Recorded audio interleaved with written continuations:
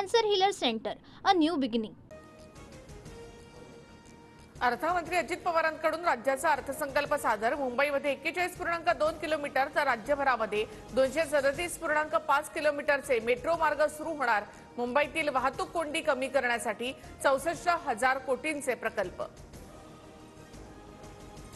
आग्र्यामध्ये शिवरायांचं कोकणातील संगमेश्वरमध्ये संभाजी महाराजांचं भव्य स्मारक उभारणार, तर हरियाणातील पानिपतमध्ये यथायोग्य स्मारक उभारण्याचा निर्णय। अजित पवारांची अर्थसंकल्पातून घोषणा।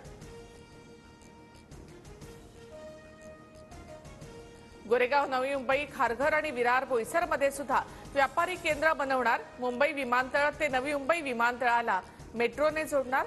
ठाणे वर्तुळाकार मेट्रोलाही अर्थसंकल्पात मंजुरी।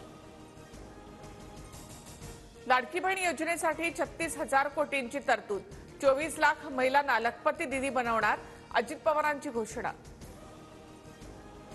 राज्याचा अर्थसंकल्प निराशाजनक। लाडकी बहिणींसाठी 2100 रुपयांची घोषणा नाही। अजित पवारांनी अर्थसंकल्प मांडल्यानंतर विरोधक आक्रमक।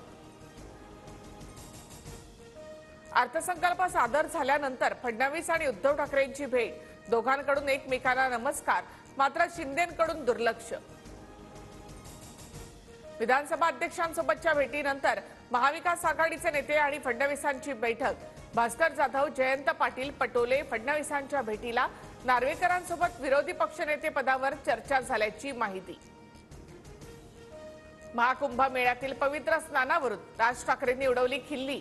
गंगेच्या दूषित पाण्यावर राज ठाकरे यांच्याकडून प्रश्न उपस्थित, तर राज ठाकरे यांच्या भूमिकेबाबत अल्पमतात मुनगंटीवारांची टीका।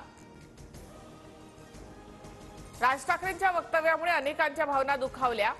रोहित पवारांचं वक्तव्य, तर कुंभमेळ्यामध्ये अनेकांचे जीव गेले तेव्हा भावना दुखावायला हव्या होत्या। मिटकरींचं रोहित पवारांना उत्तर। Cancer Healer Center, a new beginning.